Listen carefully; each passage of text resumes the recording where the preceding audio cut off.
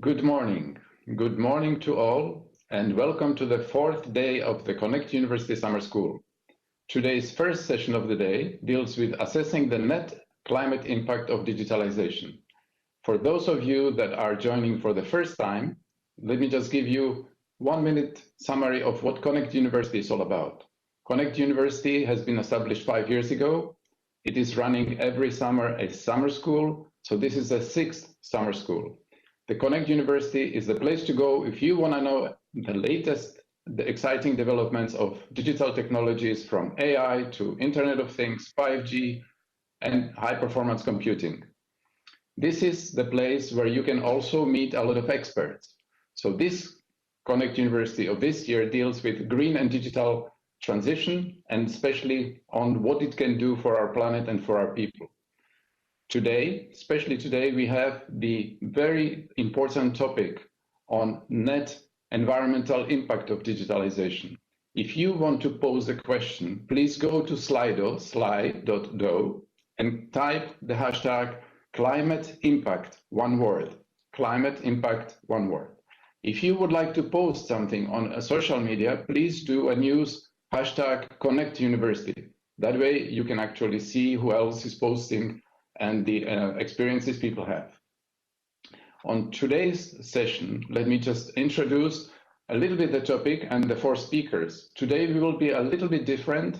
We will not have a sequential presentations, but all 4 speakers will talk 2-3 minutes each at a time in a circular manner, and we will split the session in 2 parts. The first part will talk about the direct impact of digitalization and environment. That means what is the footprint of our digital networks, data centers, which we already dealt with yesterday a bit, so we will not drill on that, and the devices and the overall footprint of using digital technologies and networks.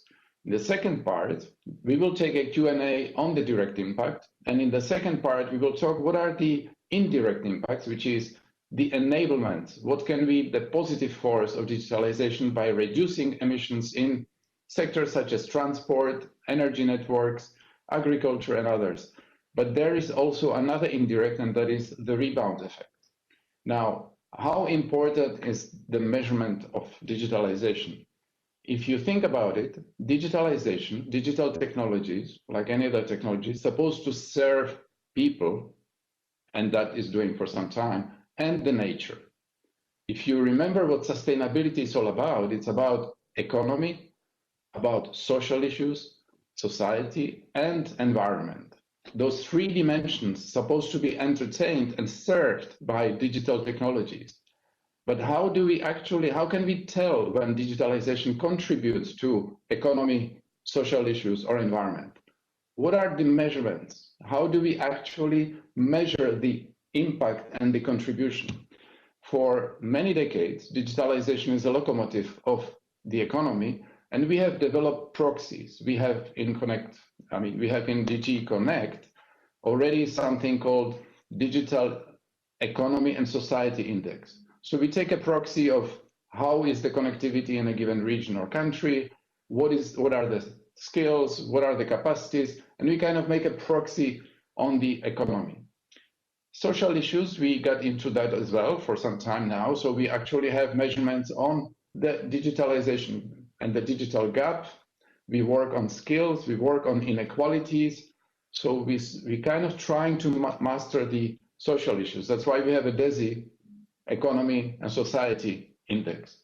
What we do not have, and what we are completely new kids on the block in a sense for wide economy, is how do we measure digitalization contribution to environment? And unless we really master that, we will not even know what is a good digitalization.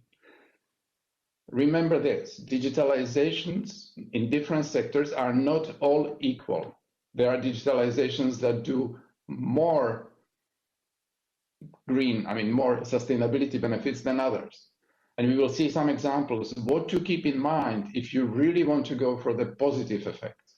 How do we take the net environmental impact? That is the enablements minus the footprint and restricting the rebound. So all that kind of a complex undertaking will be managed by our 4 experts. Those 4 experts are really the world-leading experts in this issue. And I will introduce them all 4 now because they will take turns and they will speaking just jointly on the presentation, as I said. So the first is Pernilla Bergmark. For me, Pernilla is like the queen of standardization in this domain. So Pernilla is a senior researcher at Ericsson focused on sustainability and impacts of ICT. Her research interests include methodology development and assessment related to climate impacts, circular economy, and others. She has published, and she's co-author of Exponential Roadmap for 1.5 degrees. It's well-known document for in everybody that is dealing with the climate action. She has collaborated and she works for ITU, and she also is a co-author of the 1.5 degree business playbook, which is supported by more than 55 partners from brands, enterprises, organizations, and academia. Next is George Camilla. He works for the International Energy Agency.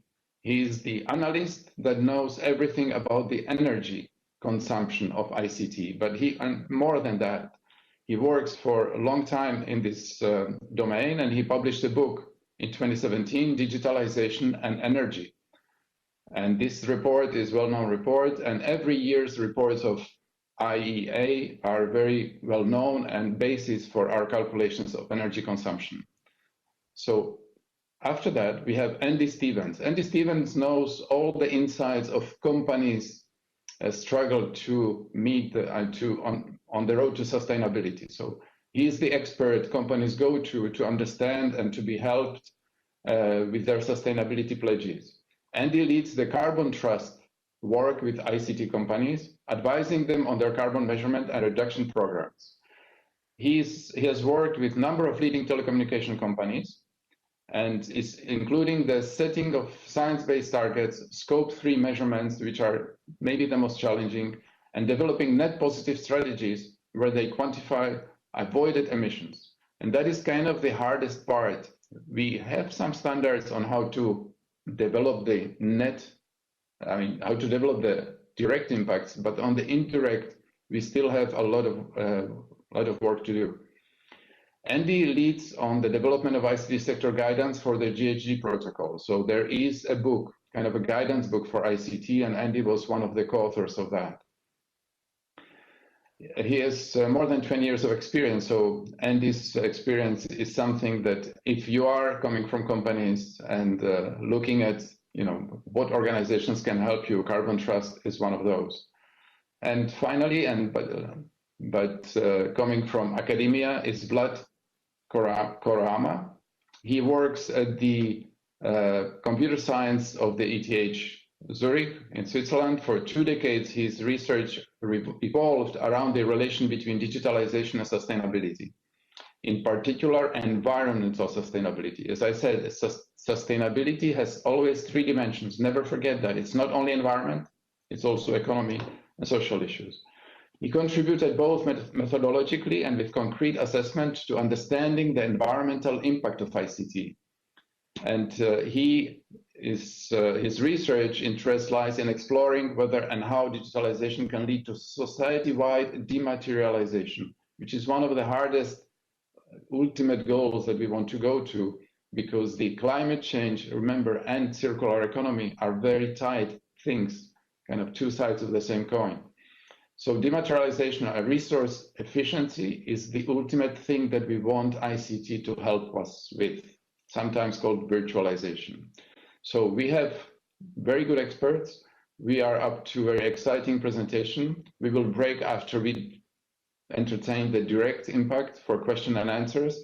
The questions, I repeat, can be posted in the slide.do with the hashtag climate impact. And you will also see some polling questions. So please do take a moment to vote on some of the questions that you will be given.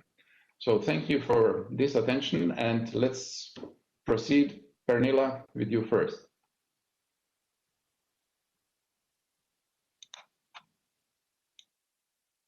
I'll start, Elias. George, okay. Yeah. So thank you so much, Elias, for the kind introduction, and thank you to everyone who's tuning in today.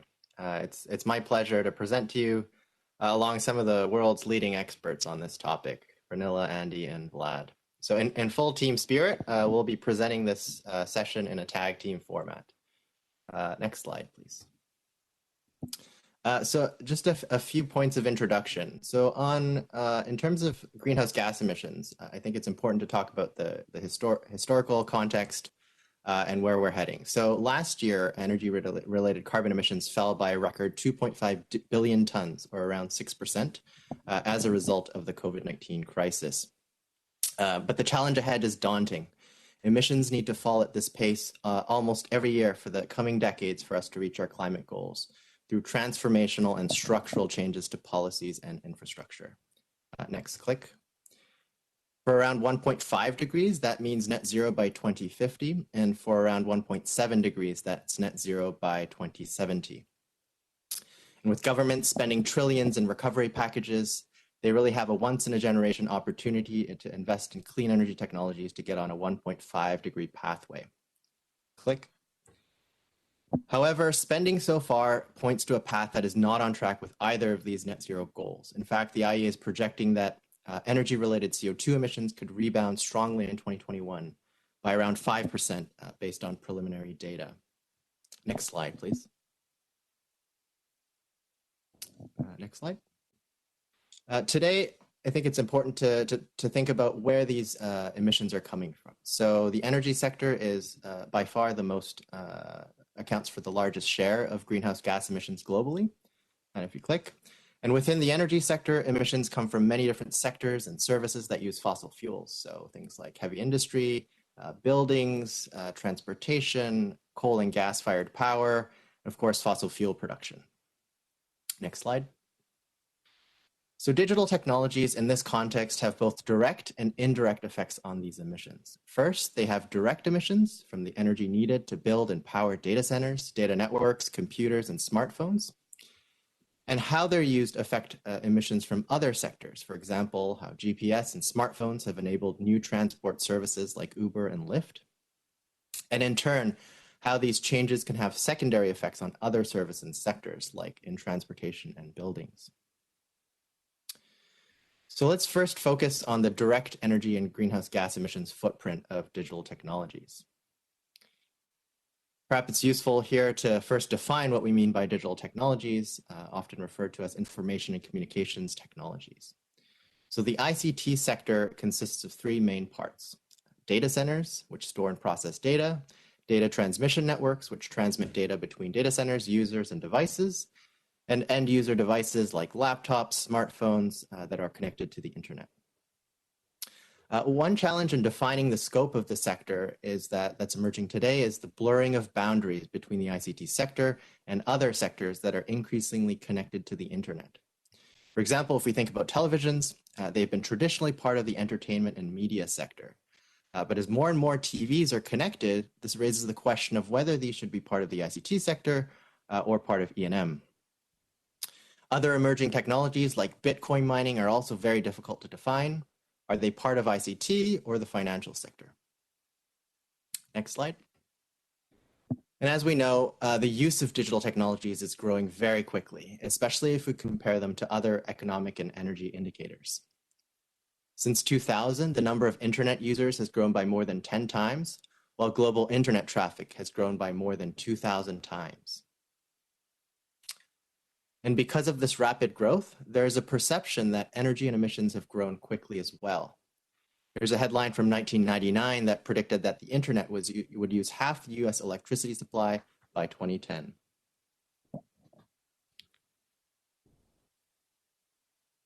But in reality, energy use from digital technologies have been relatively flat since 2010, while internet traffic has grown by more than 12 times and demand for data centers has grown by 7.5 times. Energy use by data centers globally has been flat since 2010 and use about 1% of overall global electricity use. There are two main drivers that explain how data demand and energy use trends have diverged for data centers. First, the energy efficiency of computing and data transmission has been doubling every 2 to 3 years. And second, there has been a massive shift from smaller, less efficient corporate data centers to much more efficient cloud and hyperscale data centers. Next slide, please. You may have seen that there's a lot of debate on the one back, please. There's a lot of debate you may have seen on the estimated energy use of data centers globally. So the chart that's about to show up compares 2019 data center energy use estimates from several studies. So you can see that the year of the report in the first row and then the author in the second.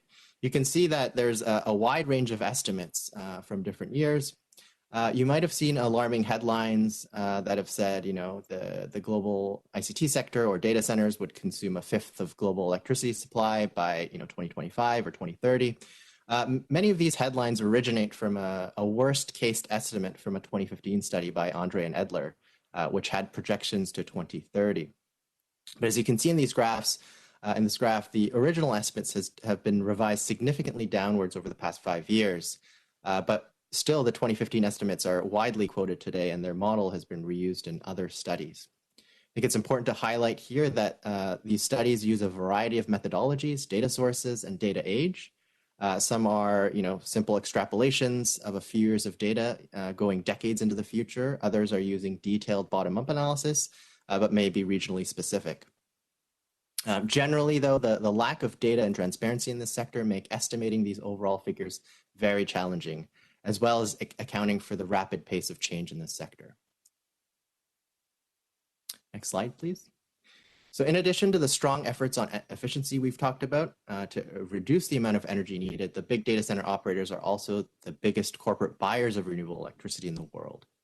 Companies like Apple and Google have reportedly reached 100% renewables for a few years now, meaning that they are buying enough clean electricity each year to match the amount of electricity that they're using in their operations. So, you know, if they're consuming 10 terawatt hours a year, they're generating through purchased contracts. What these companies can do even more is to decarbonize their supply chains and also using clean electricity 24/7 at all their locations. So not just on a global annual basis. This means participating in demand response, shifting loads between locations where there's clean energy, and of course, investing in emerging clean energy technologies like battery storage, green hydrogen, and CCUS. And now I'll turn it over to Vlad. Thank you, George. And hello, everyone, also from my part. Thanks, Ilya, for the invite. Happy to be here. I will now talk about networks. And as George said, there has been especially networks, data transmission, and in particular video streaming, has had a rather bad press recently, whether it was The Guardian saying that a tsunami of data could consume a fifth of global electricity, that your binge watching is making the planet warmer, or that streaming is the new flying, and it's one of the main factors that affects the climate. And these are all quality media. They've been picking up on this one study that George mentioned, and that has been corrected by the authors themselves in the meanwhile. So what does the science say? And in this domain specifically, we have two types of scientific assessments, and also from the industry, actually. We have the overall energy of the internet, such as George presented, that comes to a number in terawatt hours per year, and also the energy intensity of the internet. How much energy does it take to send, you know, a specific amount of data, typically 1 gigabyte? And from there, how much does it take to send, you know, your latest Netflix episode that you watch, depending on the quality that you watch it in?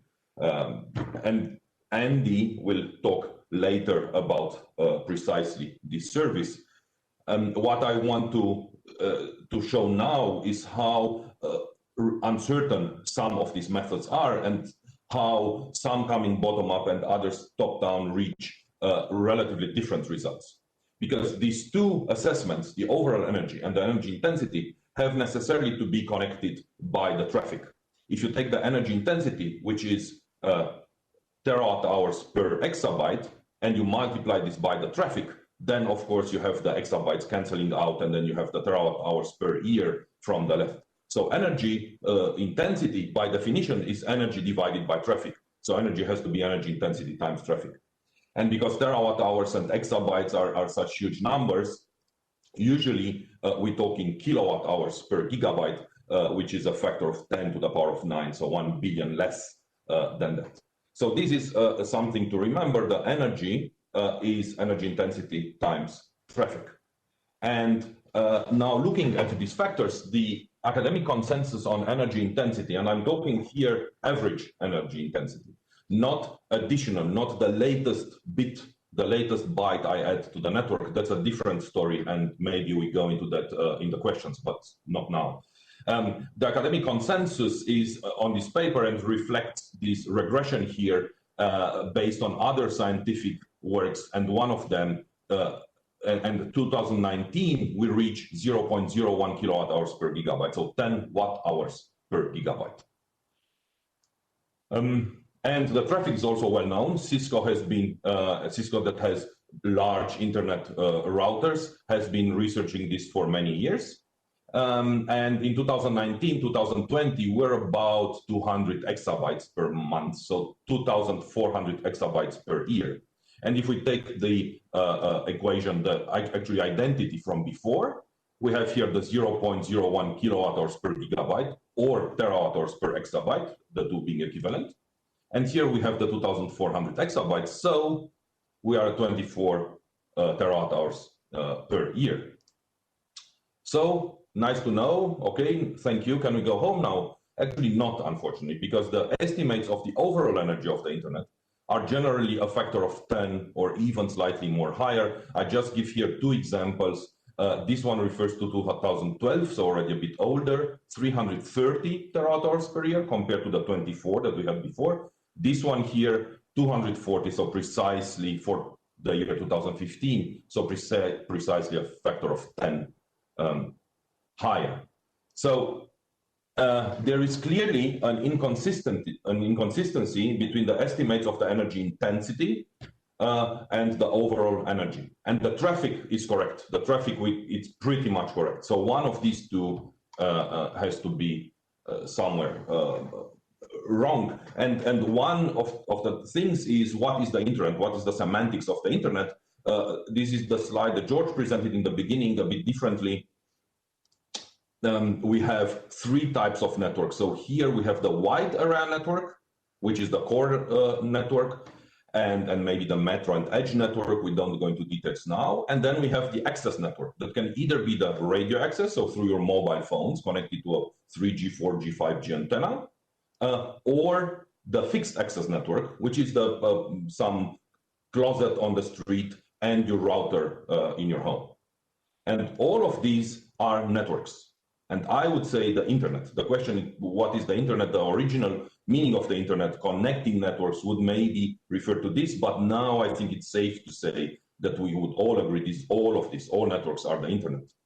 And for example, the first study, the one that came at 0.01 kilowatt hours per gigabyte, only looks at this part. So in a study that I've been performing and that will be published next week or in 2 weeks latest, I took this identity a bit further and I look at the three parts of the network. And of course, there are some needs to, the sum of these three needs to be to equal the sum of the three parts going from intensity times traffic. So it looks huge here, but actually it's quite a trivial equation. And I put in this table a couple of very well-known estimates, some older and some current, 2012 and 2020. And what happens is this part here is the lower part of this identity. So here we take the energy intensities, multiply them by the corresponding traffic and add them in the end. So we do the sum of these multiplications here, and this should be equal to the sum that we have on this row, and which represents the upper part of the equation. And so this ratio here, dividing this by this, should be 1, of course, as the two should be equal. But in fact, and I will not now go into many details, we have quite a discrepancy there that goes between almost 6 to even 50, right? So there is a large discrepancy there. And some of these are outliers, but if I were to take in this green line, the mainstream of academic studies today would still come to a factor of 6. But fortunately, there is the German saying, was nicht passt, wird passend gemacht, which roughly translates to what does not fit is forced to fit.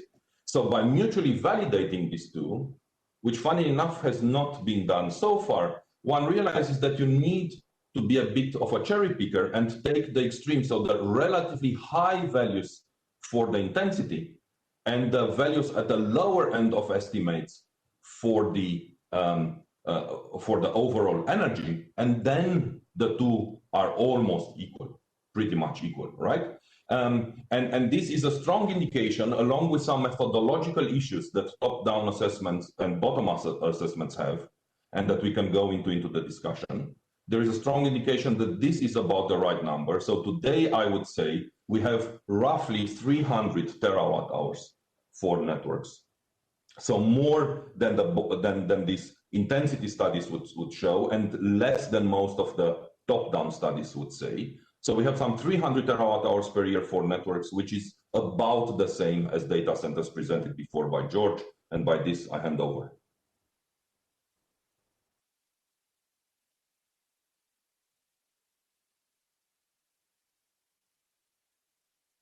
Super.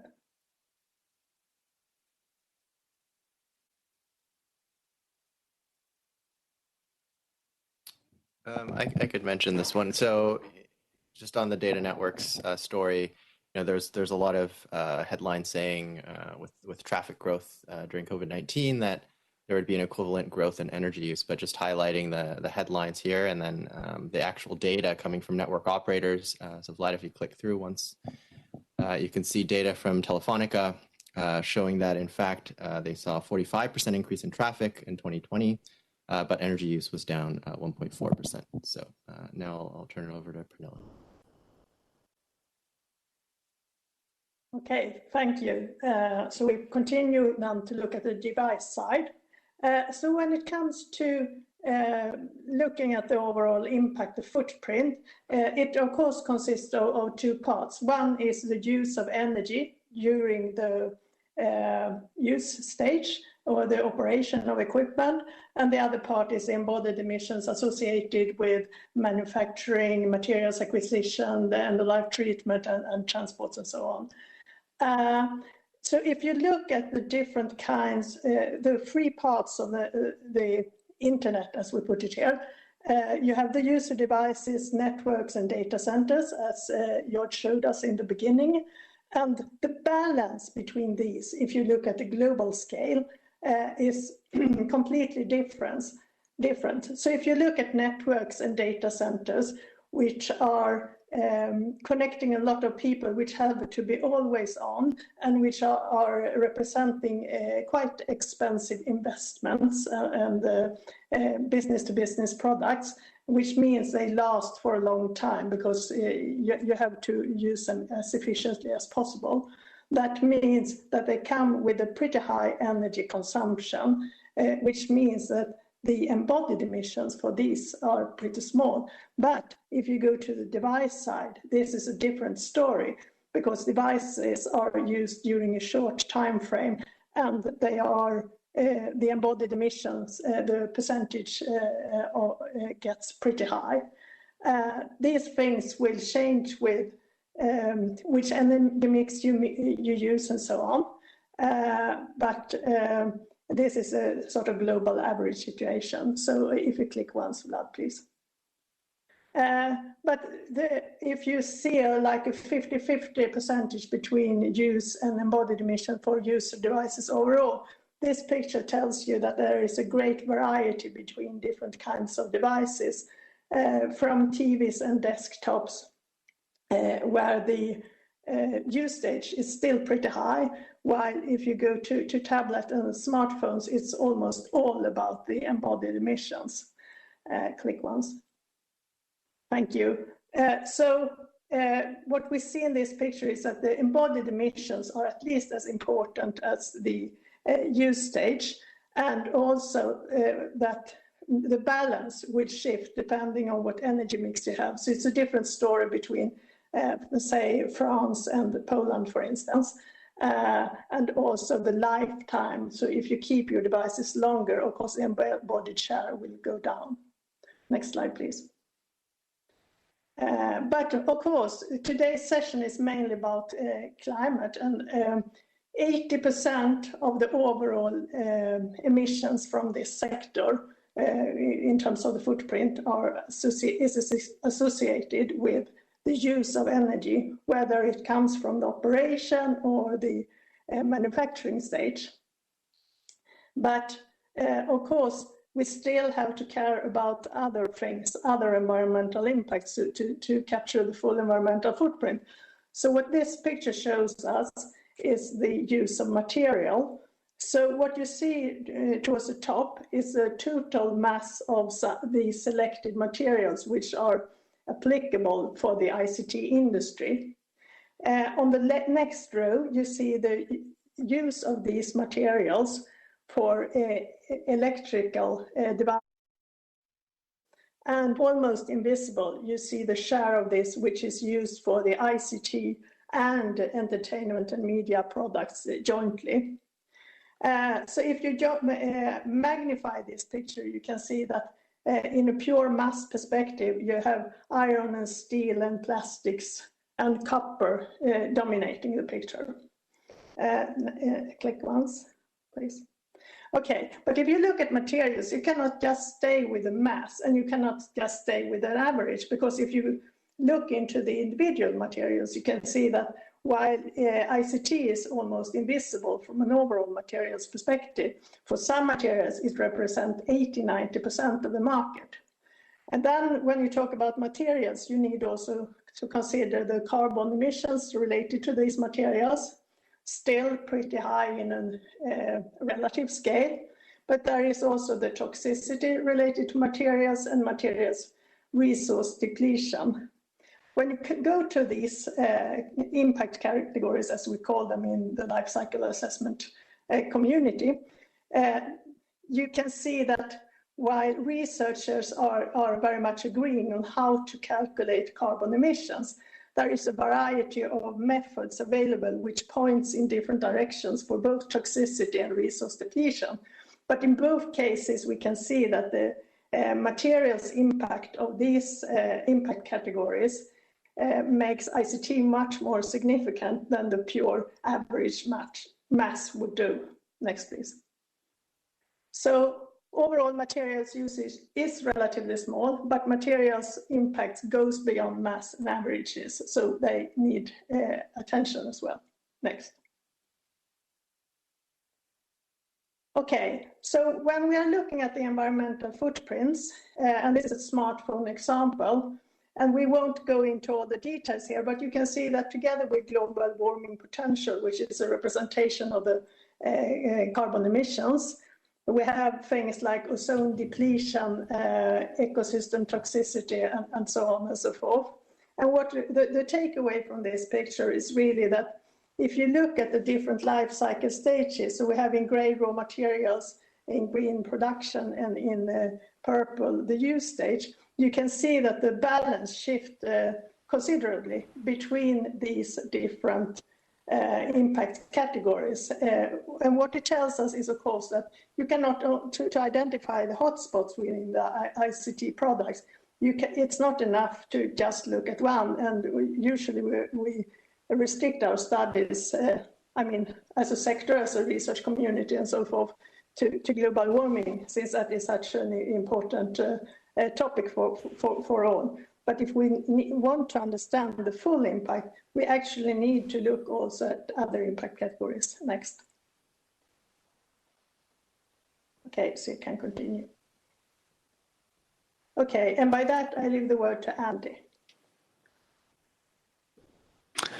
Yeah, thanks, Pernilla. So we've been talking so far about the global impact of ICT in terms of carbon emissions. Pernilla there has been talking about looking at devices and how you look at, well, a different way of looking at the carbon emissions of devices is looking at a life cycle perspective. So you look at the raw materials, the transport, the use phase and the end of life to look at the overall life of a product.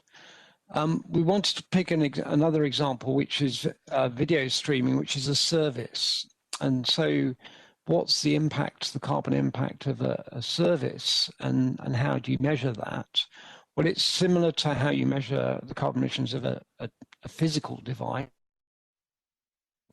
but it's not quite so neat in terms of beginning of life, use phase, and end of life. It's more what I call a component approach. So you look at the different components to make this up and calculate it from that perspective. So very recently at the Carbon Trust, we produced this white paper on the carbon impact of video streaming, largely because, as Vlad has mentioned previously, there has been quite a lot of press around the impact of video streaming, and a lot of it has significantly overstated what the impact is, and that's largely because of using either outdated data or some of the complexities that Vlad was talking about in terms of simply applying an average emissions factor for the energy intensity of the network. So what we've done here, we've focused in this white paper purely on the operational electricity use. So that's the electricity used by all the different components of video streaming. And we've broken that down into the data centers, the transmission part, which is the network transmission, and the end user devices, so what you watch the video on. So that fits very similar into the overall structure for the ICT sector that we've been talking about so far. And as you see here, the data centers we've broken down into cloud storage and hosting of the content, and then content delivery networks, which is sort of the local copy of the videos that you watch, and that reduces the internet traffic. And then for the internet, the network transmission, we've broken that down into the core and access networks, and the significant part, which is the home router or any devices at the home that convert the data signal coming into your house into either the Wi-Fi signal or delivering that data to your individual devices. And then the end user devices, we used a mix of different viewing devices, predominantly people watch on televisions, but also on laptops or tablets or smartphones. So we used a combination, look to those different elements. So the approach was to look at all the different components and give an overall total view of what that looks like. So the next slide shows what the average is for Europe. So we looked specifically at Europe. We looked at the sort of different, particularly the different electricity emission factors for electricity in different countries in Europe. We'll talk a bit more about that. But assuming an average across Europe, the total footprint for watching 1 hour of video streaming comes out at 56 grams of CO2e. So that's actually not so very much. It's equivalent to boiling a kettle 3 times. So we've got there at the bottom, if you boil a kettle for 2 minutes, that's equivalent to about 20 minutes of video streaming. So if you boil a kettle 3 times, that's equivalent to about watching video streaming for an hour. And other studies have given a very wide range. So some have given us up over 400 grams of CO2 per hour, so nearly 10 times that. And as I said earlier, that's largely because they've been using either some very old data, which sort of completely overestimates what the current energy intensity of the network transmission element is, or they've made some other sort of assumptions which are not valid. And what we've tried to do with this white paper is to sort of update those calculations and provide the detail around that and break it down into, so that the chart shows that broken down at the bottom. The data center is actually a very small component of this. And then the network transmission is also surprisingly relatively small. The home router is more significant, and then the viewing device is actually responsible for the majority of the energy consumption and therefore the emissions. And another way of thinking of this is if you're sitting in front of your TV and watching, you're consuming effectively all of the energy of that TV. And similar for your home router, that's on, and just your household is responsible for that energy. But when you go to the network or to the data centers, they're being used as a shared resource, which is being, so you allocate the emissions of that across everyone who's using that. And so you're taking the total, although the total energy for that is large, you're dividing that by literally millions of people who are using that, and that's how we allocate that for this service. So what we also looked at on the next slide is looking at across different countries. And so there's a significant difference, and this is purely down to what's called the electricity grid factor, so how carbon intensive is the electricity in different countries, and that's purely due to the national mix of power generation in different countries. So in Sweden, they use a lot of renewables, primarily hydro, but other renewables, and so that the energy intensity, the carbon intensity of electricity is very low. In Germany, there's still a lot of coal being used, which has a much higher emissions. In France, there's a lot of nuclear, so they have a very low emission factor. United Kingdom is sort of lower than the average. And the United Kingdom is interesting because there's been a significant government initiative over the last sort of 5 to 10 years to significantly reduce the amount of coal, and to the point where almost all of the coal has been phased out. In the UK, there's about 3 coal-fired power stations left, which will be phased out over the next 5 years. So the majority of the emissions in the UK are from electricity generation from gas, burning natural gas, and then an increasing amount of renewables. So that shows the sort of split between countries. And another point here is increasing a lot of the telecoms network operators and data center operators are using renewable electricity. We haven't factored that in, so we've just used the average grid intensity. So in reality, a lot of these figures would even be lower than what we're showing here. And then the next slide, we're showing how it's impacted by viewing device. So there's a significant difference. On the left is if you're watching on a large TV. The next one is if you're watching on a smartphone, and the next one is if you're watching on a laptop. So the energy consumption of the device, which is the part in green here, is very much dependent on how big the device is and how energy efficient it is. So a laptop or a tablet or a smartphone are designed to be more energy efficient because they run off batteries, whereas a TV uses the mains, and so that it's not as energy efficient, and the screen is much bigger, so it's using more energy. So again, it's obvious when you think about it, but it's really important to show the variability between this, depending on what the assumptions are. And then the last slide on the video streaming example is, so when we talk about how you allocate the energy from the transmission network, from the internet sort of network part of it, so that the previous results we've shown have assumed this sort of average energy intensity, but the reality is that the internet is always on, effectively, so the network is always on. So no matter how much data traffic is going through, the energy still remains roughly the same. There is a slight variation depending on how much instantaneous data goes through. So what we used a different model which reflected that in terms of the allocation of the energy. What this chart is showing is, so the big bars are the total energy from video streaming for different bit rates or sort of viewing resolution. So on the left is SD, standard definition, in the middle is HD, and on the right is 4K. And you see the total energy actually doesn't change very much. On this chart, you can't really see it. And the little bars at the bottom, how much the energy changes using this modeling approach for the transmission, so for the network energy. And again, you can see it varies very little. It's actually from about 1 gram of CO2 per hour to 3 grams of CO2 per hour.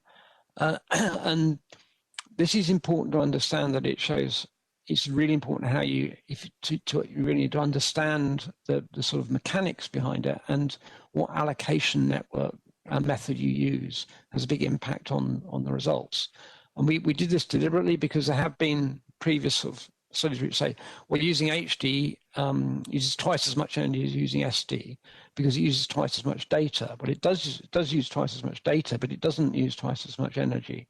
And also, if you think that the majority of the emissions are from your viewing device, watching a TV, watching it in HD doesn't use twice the amount of energy as watching in SD. So what we're trying to do is address some of these sort of misunderstandings in this report, and put on a more sort of firmer sort of basis to help discussions around this, and help focus on what are the key areas that we do need to concentrate on, what are the best ways of reducing emissions. So I think I'll then hand over to George, who's going to talk a little bit about new emerging technologies. Thanks, Andy. So if we go to the next slide, we've discussed some of the challenges of estimating energy use from digital technologies, even today or in recent years.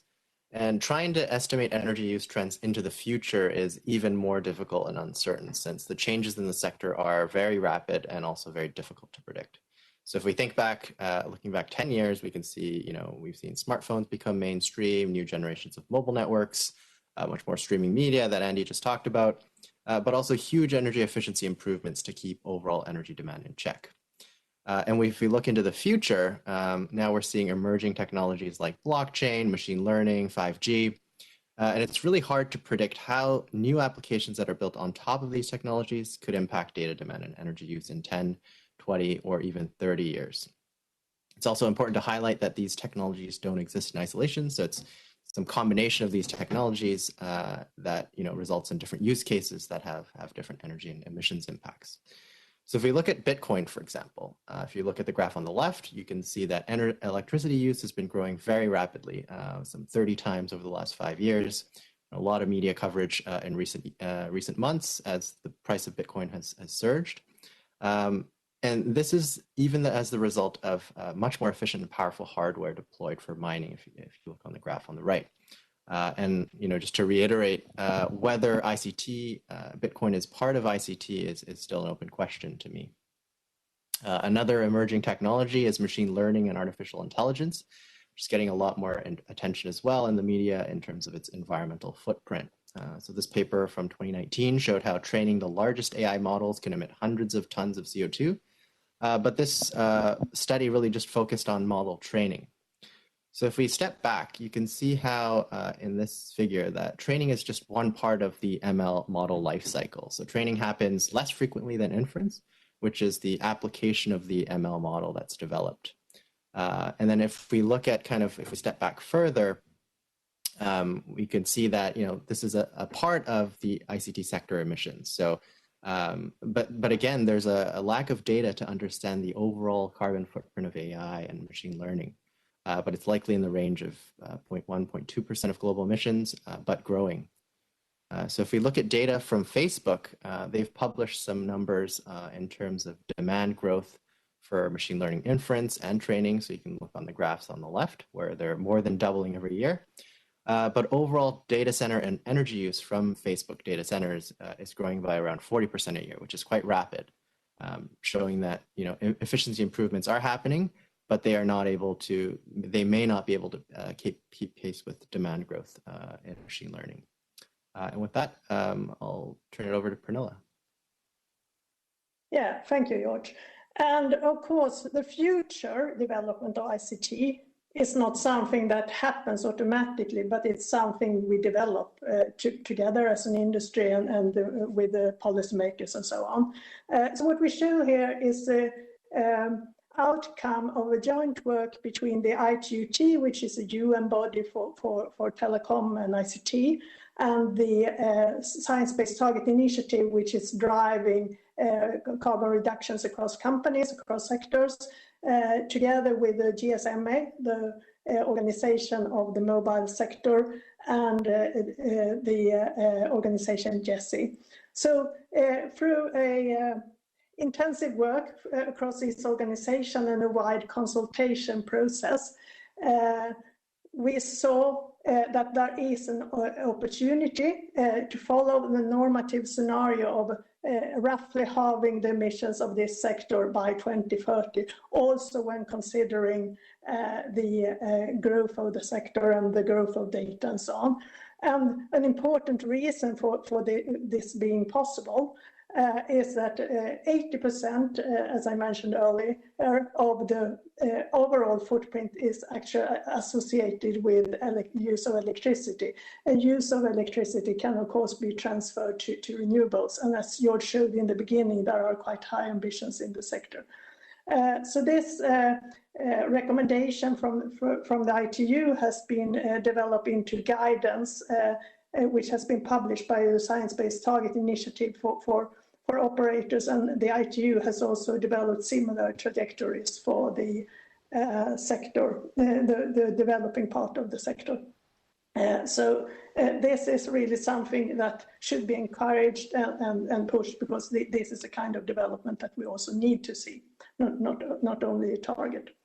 Okay, next slide, please. So following this, very recently, the UNFCCC and the climate champions of the Race to Zero worked together with people from the industry and other stakeholders to develop climate action pathways across industries. And I don't want you to go into all the details of this figure, but just to show that it's, of course, the sector sits in a complex context. And these pathways, they are sort of taking the next steps from the trajectories developed by the ITU and the other organizations, because they go more into the actions. What shall the companies and the different actors do? So these action tables, which was recently launched, they include what we should do for 2021 until 2025, until 2030 and until 2040, and it looks at actions among policymakers, the financial institutions, the tech providers, the service providers, and even the civil society. So I encourage you to go to the UNFCCC and read about this. And also, if you're interested, there will be an informative session about this on the 1st of July, 2 o'clock Central European time. So if you want an invitation for that, please reach out and you're welcome to join. Next slide, please. Okay, so we have now reached the question and answer part for the footprints. I don't know if we have any questions for us, Ilyas, or... Yes, so thank you very much. This was the first part on the direct impact, and we have some questions, so I will pose them one at a time and see you choose who answers them. Okay, so we have a question from Christian that is a little bit maybe dealing also with the indirect impact, but I will pose it anyway. On the IEA report, widespread digitalization has a negative impact on climate if social behavior doesn't change. So I think it kind of points to the rebound effect. Will Fridays for Future Teens change lifestyles? I mean, what is so we're talking a little bit about the lifestyle of people and indirect effect. So if you want to keep it for later, or if you want to answer already now, up to you. Yeah, thanks, Ilyas, and thanks, Christian, for the question. It would be helpful if you could highlight which IEA report. Maybe it's the Net Zero report that we published recently, where we highlighted some behavioral dimensions to reach net zero. But I think if we discuss this after the indirect effects, I think it would make more sense. But in the meantime, yeah, Christian, if you could maybe reply to your question with the report you're mentioning, that'd be helpful. Okay, so Christian will specify the report. Then we go to the next question of Elin, is there a way to break this down per sector of users? And now that could be sectoral like automotive, but even sectoral like category of users. One can read, what actually the automotive sector does versus agriculture or energy sector. But maybe you can even answer what other type of users from age groups or different professions or things like that.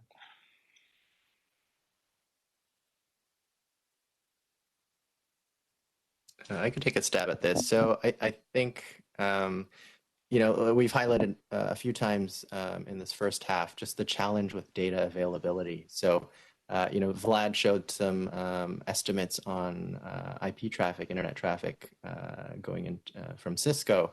And even those are, broad estimates. So at least from my view, it'd be very challenging to try to break down the share of digital related emissions or demand and assign it to a specific sector or subsector, but maybe others have views.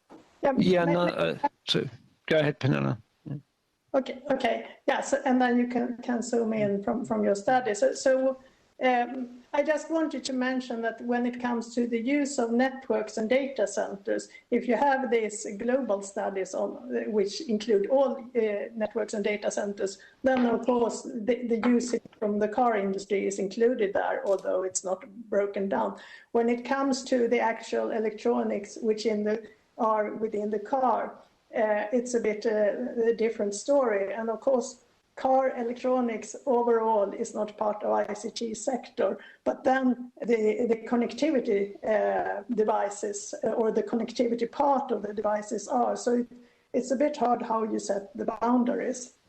But we did a study some years back, and it was pretty much the same story as George showed for AI, that if you look at the overall footprint of ICT, and then you look at the very wide adaptation of connectivity in all kinds of devices and in the IoT devices and so on, you will see that the sort of incremental addition is still quite small in the same way that George showed for AI. And of course, the car industry specific addition would then, for connectivity, would then fall within this small part. Yeah, Andy, please. Yeah, just a small comment on that. So there's a question of data volumes and energy, as we said. So a lot of the data traffic that goes across the internet is video. And things like IoT connections that the automotive industry is probably using, sort of connected cars, uses very little amount of data. But that doesn't necessarily reflect sort of what the energy consumption is, as we talked about video streaming. So the internet is on all the time, and it requires energy just to be connected effectively. So although you might be able to get some idea on data traffic volumes, you can't easily relate that to what energy consumption it is. And then the other thing is, so what's the device that's being connected? So for IoT devices, they generally use very little amounts of electricity, and also they often will send data over 2G networks or 3G networks. So that it does become quite complex to, I think, so the simple answer to your question, I'm afraid, is it's probably not that easy to simply allocate between different users, but it might be interesting to understand. I think the overall message we're trying to get across is actually the energy use of ICT, and therefore the carbon impact of ICT is relatively small. It's not that it's insignificant and we should ignore it. But there are also metrics in there which are driving down the emissions anyway. So trying to get to more granular detail is not maybe going to be that helpful. I think we're struggling with even the basic data, and what we are saying is it would be useful to have better reporting, sort of consistent reporting between network operators and data center operators, so that we have a better understanding what the total impact is and where the bigger impacts are. If I may add to that, I think it's also fair to say that indeed, at least for data traffic, a lot is by private users. And this also means that digitalization generally is much more democratically distributed than, say, air travel, right? Even if it had the same impact, which it doesn't have, at least not yet. 10% of the world is flying, maximum 20, while everyone, kids can educate themselves. Data for Corona is exchanged over the internet and stuff. So it does indeed benefit much more of the world than other technologies. But I saw another question, Ilias, that I thought it's interesting with for devices. How is the impact of phases after operation, waste collection, and so on? May I answer? I was coming to that. Yes. But before we go to that question, can I just ask, there's one question that is very related to this discussion, and that is, at the moment on George's point on blurring the industries, the boundary between industries being blurred, shouldn't ICT, instead of being reported separately, be like the another category when you do other sectors reporting? Would that be helpful or more confusing for you? If you look at the Maciej's question. Maybe I can start. I think in a way it is. If we go to the next part of the session where we will look into the induced or the indirect effects, if you are to calculate the indirect effect of using ICT in another sector, then of course you need to know the footprint for that service or for that sector. So that is a way to address it. Then what we see in terms of data collection, it's often very challenging to get data from different sectors, because typically if you have a sector which is doing some kind of, say, optimization, efficiency improvement or something, they are often not doing just one thing. And the ICT component is part of a larger set of changes, which means that the data which is available represent a wider change, which makes it hard to understand the sort of ICT components. So yeah, it would certainly be very helpful, but maybe all sectors are not that interested in the ICT part of their own footprint. And for many sectors, it's of course a smaller part, as you showed us in the beginning. Okay. I will then move to the device. We have two questions. So the first is, for the devices, how is the impact of phases after operation, waste, recycling, and so on, taken into account in the carbon footprint that you presented? I can quickly answer to that, and I can even try to share my screen with a different presentation that is not part of this one. Not sure this will work out.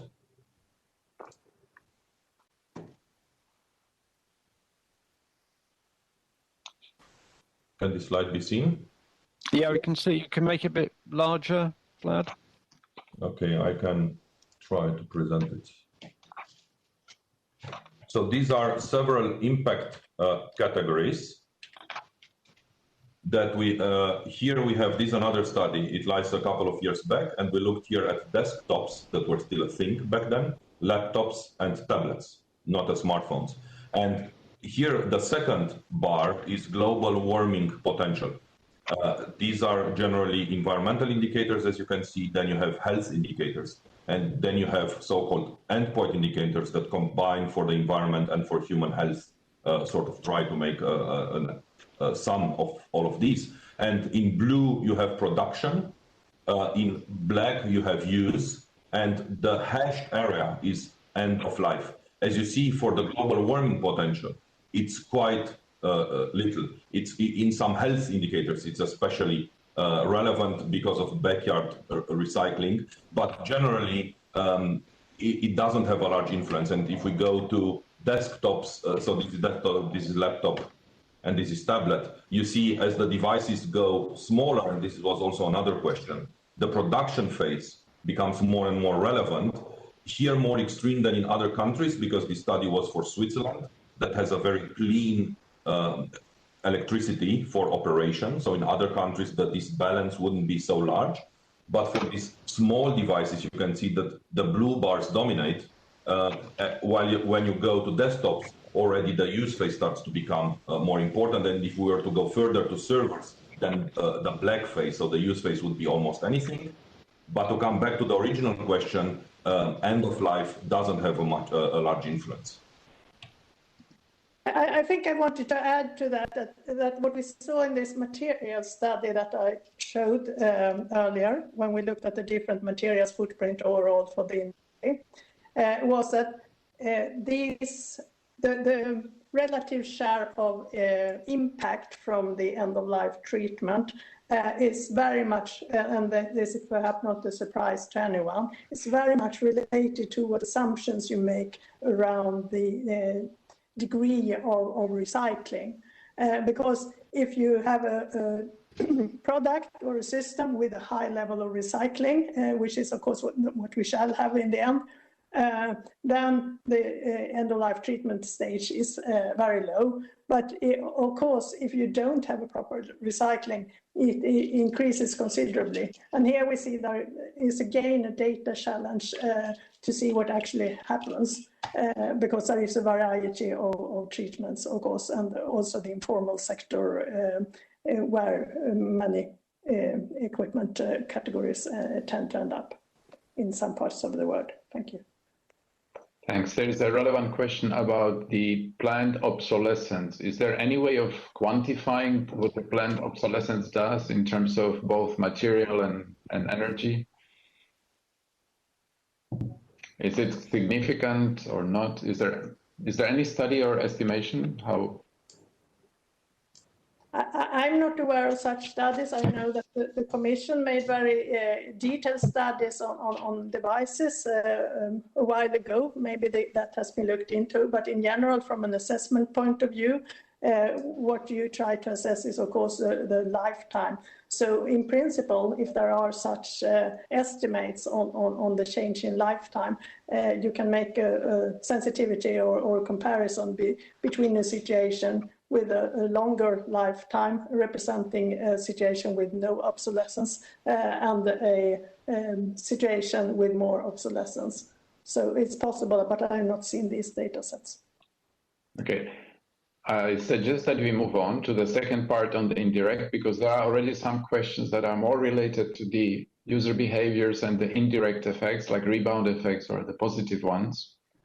There is a question or comment about, of course, we can calculate the energy used for this video conference as we talk and this video seminar, but that would have to be compared to if we had to move to Brussels and be in the same room.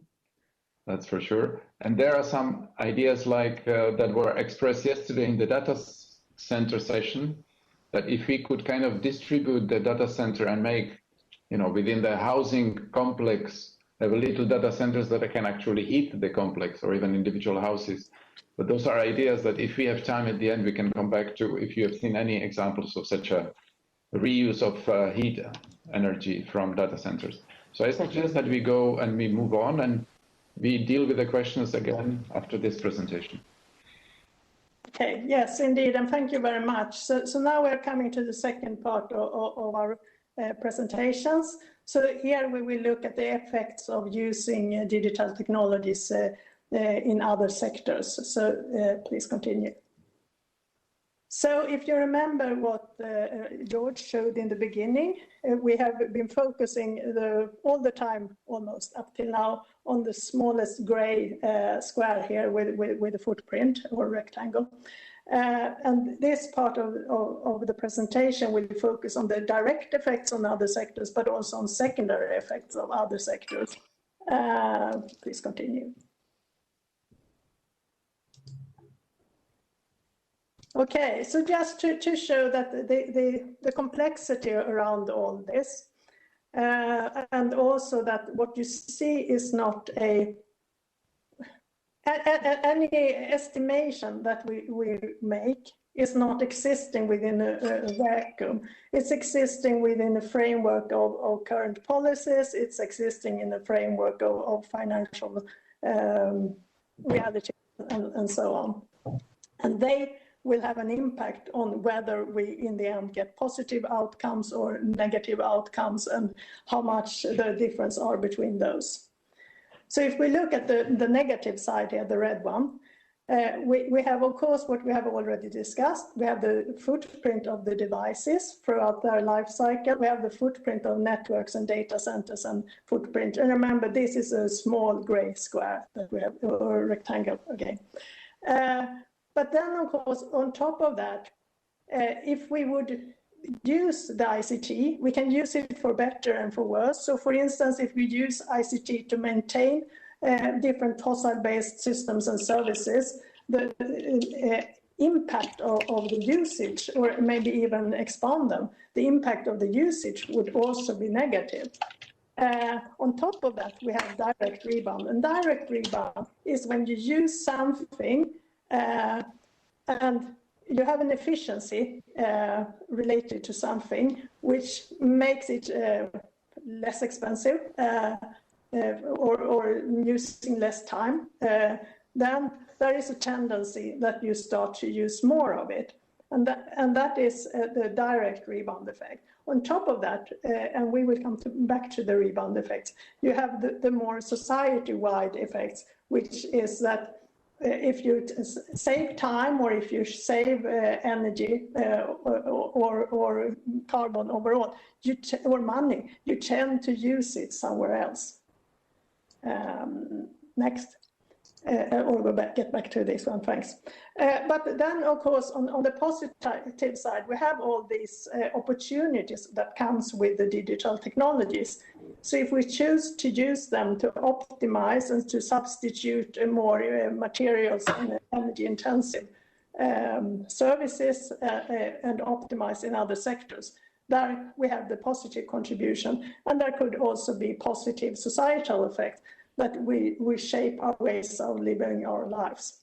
And of course, policy could be used in both angles to push the positive effects and to suppress the negative effects. So in summary, there are great opportunities for optimizing and substituting, as we will see, but the aggregated societal effects are very complex, and they are also policy dependent. It's not that what will happen is not independent of the society and the frameworks they operate in. Next.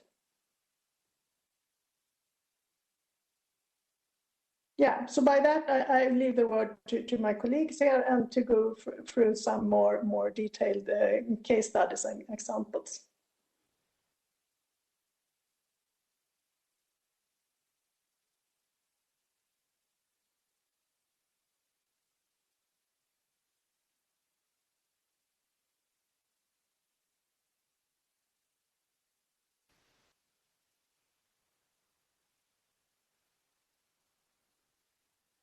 So if you talk, you are muted, Vlad.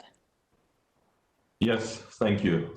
It's a great technology, but until your unmute button disappears. So before I was muted, I was unmuted when I should have been muted. And anyway, so thanks, Pernilla. 2 case studies. Andy and I will present a couple of case studies just to give a flavor of indirect environmental effects of ICT that might be positive, but will come or seem, at least at first sight, to be positive, and most of them are, but we'll come back to discuss later also the negative indirect effects, which are, in my opinion, as important. And the first study that I want to present is a conference that we have organized already 12 years ago. It was called the World Resources Forum, and we decided to organize it at 2 sites simultaneously, in Davos in Switzerland and in Nagoya in Japan.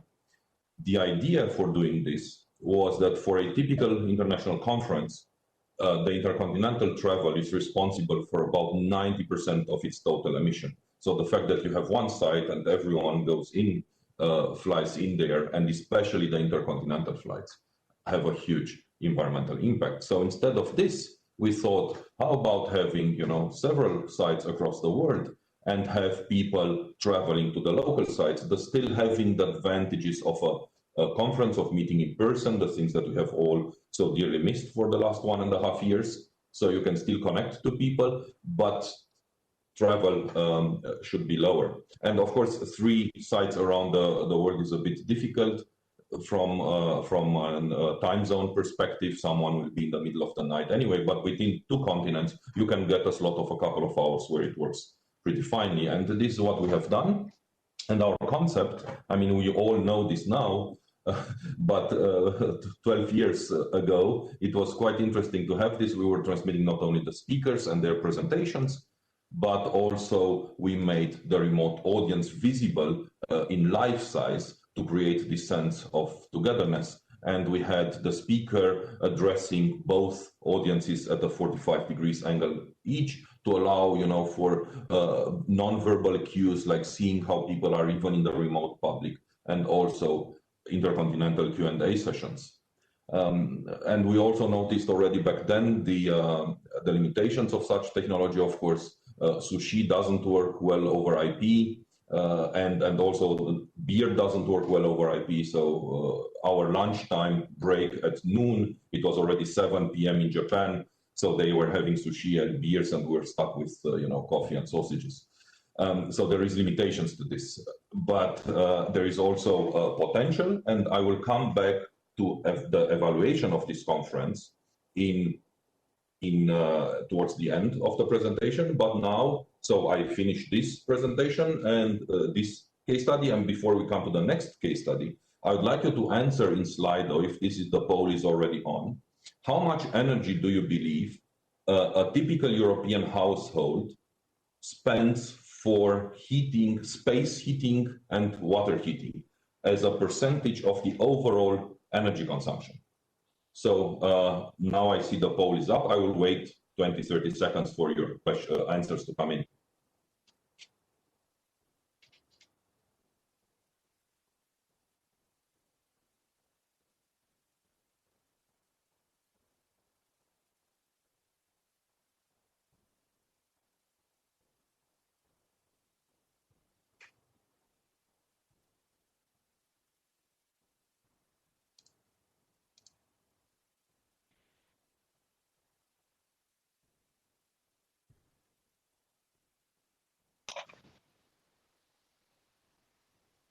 So just to make clear that people know what we're doing, there next to a Q&A in the Slido, there is a polling, and there are several polls that we already went through. There is now a poll on the household energy consumption used by space and water heating.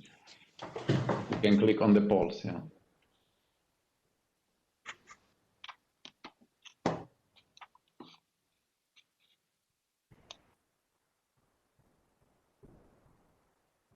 Okay, thank you for that. I see we have already 40 answers, which is a good part of the public.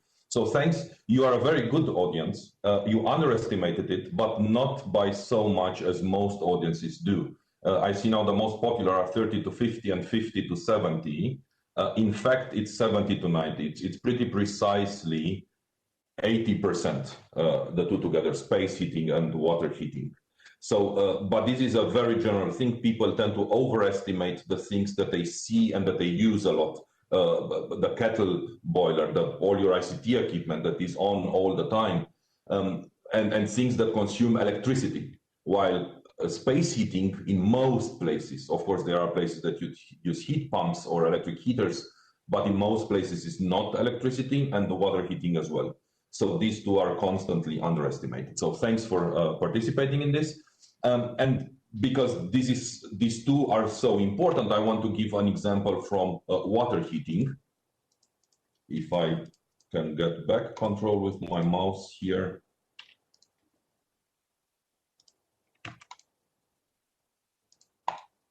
Yes, talking about the limitations of technology, or maybe my personal limitations. Okay, I have it.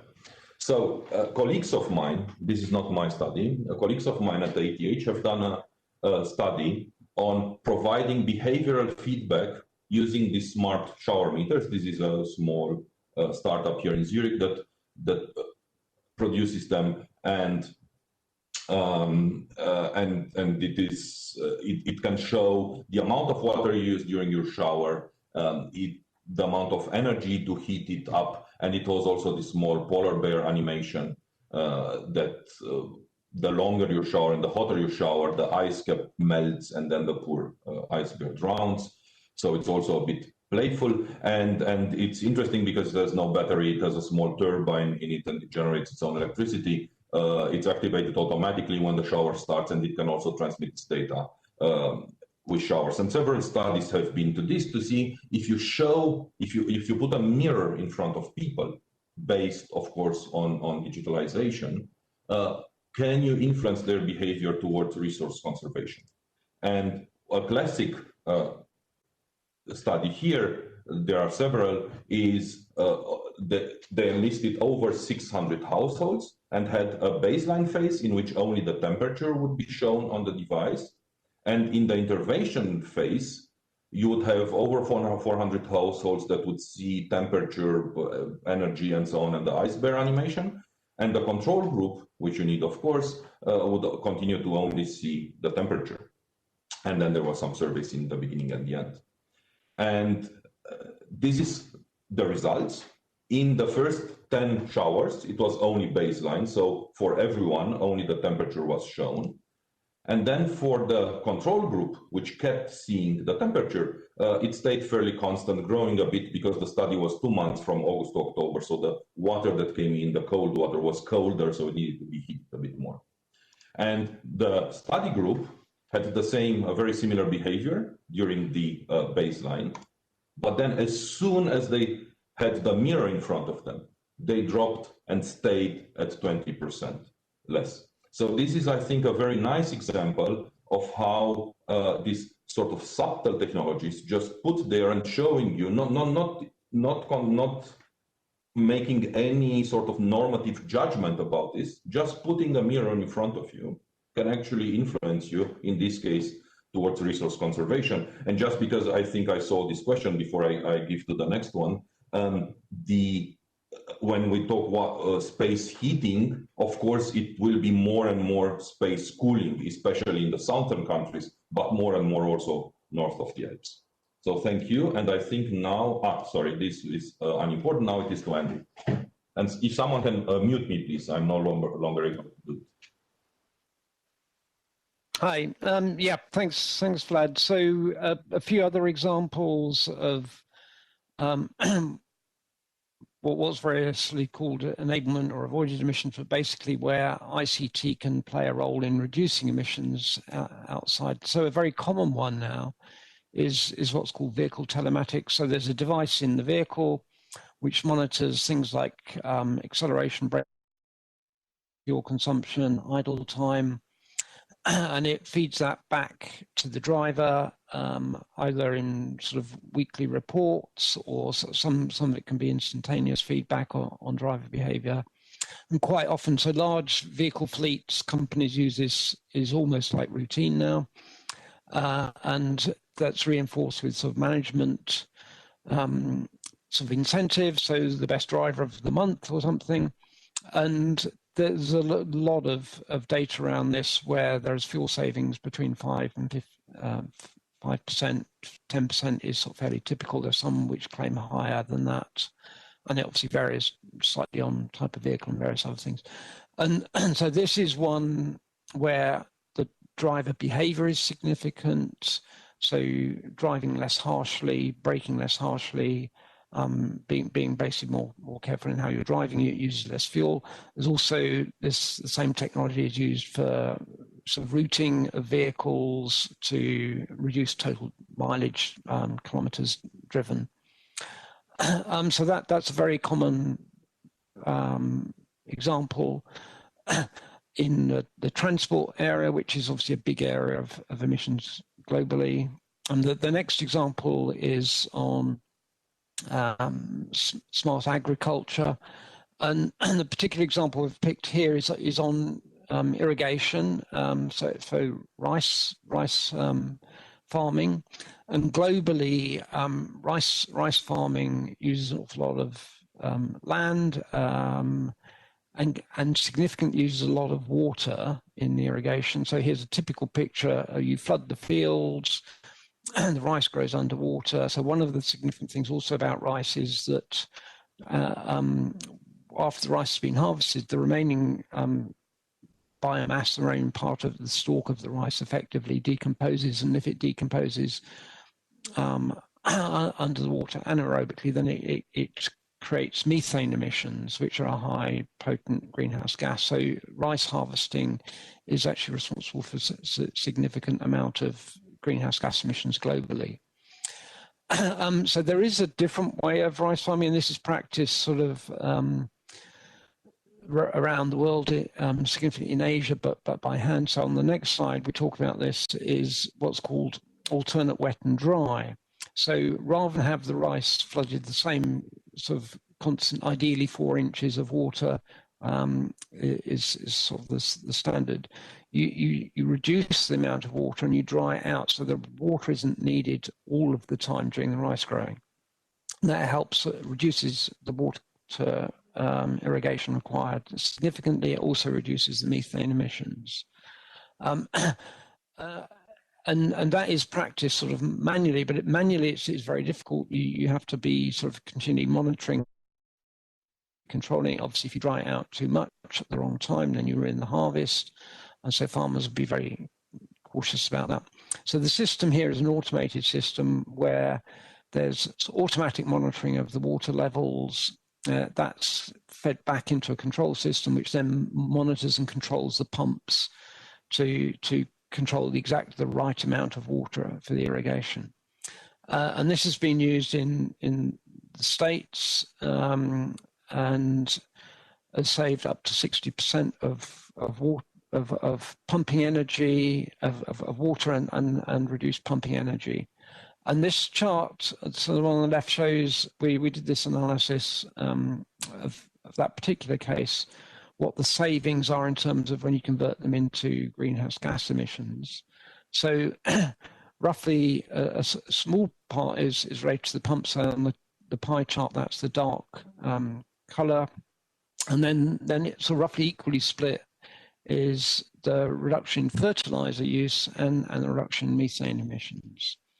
And what's also very interesting about this is, as well as just having that control system, this has been actually applied and a protocol developed for the American Carbon Registry. So that the farmers partaking in this provide evidence, which is quite intensive in terms of they have to provide photographic evidence of what they've done and how they've controlled it, and reporting and readings and so on. And that can then be submitted to the American Carbon Registry, and they can actually claim credits for the carbon that is saved, which can then be sold on the registry. So it's a nice way of also monetizing the carbon reductions. So the next example is on building energy management systems. So another, again, a big significant contribution to global climate change emissions. And again, this is becoming more and more common, particularly so we're talking mainly here commercial buildings, offices. You have occupancy sensors, temperature and environment monitoring humidity, temperature, and so on. And again, connected to remote control system, energy dashboards. Some of this will be automatically controlled, some will be manually looked at. I mean, a very simple thing, it shows if somebody forgot or the system didn't switch the heating off over the weekend, when the offices are empty, that will show up a report. If there's a faulty meter monitor or a faulty pump or somewhere, that can be fixed very quickly. But it also instantaneously can control the temperature, and based on the occupancy levels, you can zone the building. So certain areas, if they're not being occupied, you can switch the heating or cooling off there. And typically, there's sort of case studies that would give a saving of sort of 12 to 15%. So that's, I think, was the sort of brief case studies to make it a bit more live. I want to talk about now is sort of what's the methodology behind this and how's that been applied in practice. So we've worked with this Swedish government's part of Mission Innovation, which is an intergovernmental initiative. And developed what's called the Avoided Emissions Framework, so specifically to develop a methodology that can be applied. And there this isn't something new that we've just developed. It's based on sort of previous experience and other initiatives.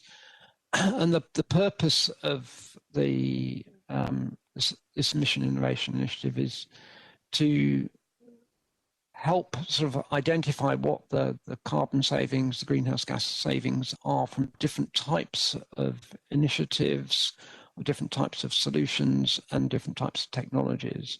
So that then that would encourage investment into those which have a higher potential carbon saving. And what's sort of slightly different about this approach is it's not only looking at measuring what sort of from a current technology, but it's trying to estimate what potentially it will be in the future based on technology readiness levels. What's the probability of the technology being adopted and the technology being successful. So the next slide sort of provides a sort of simplified version of how we do the calculation. And this is sort of based very much also on the way that we would typically do product carbon footprinting. You take a factor which are multiplied by a sort of the activity is the terminology in product carbon footprinting. So we're doing a similar thing here. We calculate what we call either an avoided emissions factor or carbon abatement factor, and that's based on modeling or case studies or specific data, and multiplied by that the total volume. So if we took the vehicle telematics example, the carbon abatement factor would basically take account of that sort of 5 to 10% fuel saving, how many kilometers per year you drive in the vehicles, and the volume would be the total number of vehicles. And then any other factors which we're going to talk about soon about, like rebound effects or other effects, would be incorporated into that carbon abatement factor. So it's quite simple in the approach, but there's a lot of complexity behind those numbers. And it also, presenting the results in this way allows you to then be able to sort of compare more easily between different solutions and between different approaches. And then the next slide is basically showing sort of very briefly some of the history behind this. So the measurement of enablement or avoided emissions isn't something that's just happened. It's becoming more commonplace, and with things like the EU taxonomy, it's very more sort of accepted, and particularly with investors looking at this. But actually, there's examples of methodology and guidance documents over more than 10 years now. But what's unusual in this is, in contrast with measurement of sort of scope 1, 2, and 3 or product carbon footprinting, there aren't really clear internationally accepted standards for how you measure this. There are sort of guidance documents, but there aren't sort of ISO standards like there are for the greenhouse gas protocol for the other areas of carbon accounting. So that was the purpose behind developing this avoided emissions framework, was to bring together all the different sort of best practice and guidance that exists and make it available to update.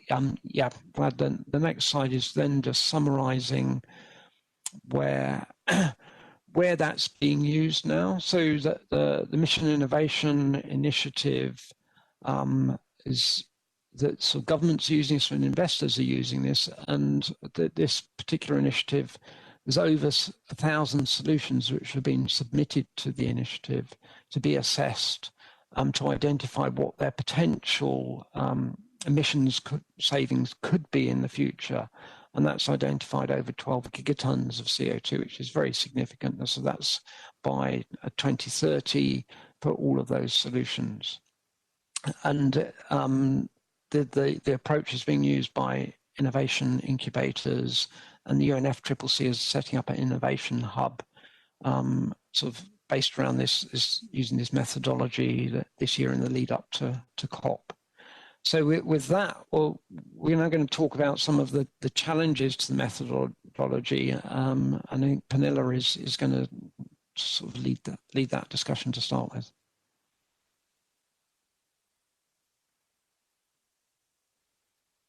Yes, indeed, and thank you, Andy. So, of course, when you go into the assessment, you can make it sound very simple, but it's, as always, the devil is in the detail. So, for instance, one important thing is, of course, what do you compare the situation with the ICT solution with? The baseline, we name it here. And of course, what you have is then that you compare a situation which is existing with something that would have existed without it. So it's a hypothetical scenario that you will have to take into your equations. It might also be the case that, as Andy described, you want to understand the future prospects. And if you do that, then of course, both the situation with the ICT solution and the situation without it, or that would have been without it, would both be hypothetical. And then, of course, you have different choices. You can base your baseline on the situation that was before the situation, before this service was introduced. You can try to estimate how the situation would have evolved if the service would not have been introduced. And you can try to look at the situation that you think would have been at this point, or how it would have evolved further into the future. So there are many different opportunities. And of course, the further you move into the future, the more uncertain the situation gets. So already when you choose your baseline, it's a very complex story. And then I have not even mentioned that the baseline is not obvious in itself. What is really the situation you should compare with? For instance, if you look at sorry about that. If you look at the use of streaming, should you compare that with the use of DVDs? Should you compare it with the use of old video recorders? There is also a concept of outdated baselines. So a lot of things to think about here. Next, please. What we have also seen being more popular perhaps in the past is that companies want to claim a certain service, the positive effect of a service for their reporting. But then, of course, there are a lot of complexities around that, because it's very rare, or I would almost say non-existing, that there is only one singular actor involved in the development and use and existence of a service. So there are at least 3 contribution levels. It's a contribution for the entire service. It's for the essential building blocks, those building blocks that are specific to the service. And also the common infrastructure that you would need to use, which would be the networks and data centers and so on. And then, of course, there are at least 4 roles involved. So you have the innovator, you have the developer, you have the owner and the operator, and who should claim what. And these things are not clearly laid out in current claims and studies. So there is a lot more need for clarity there, but it's also a very complex area to assess. So that is another layer of complexity that goes into this. And then the next one.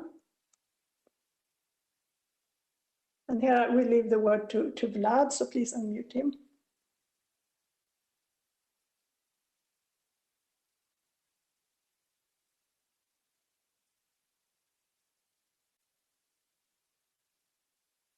Would need to have Vlad unmuted at this point, please.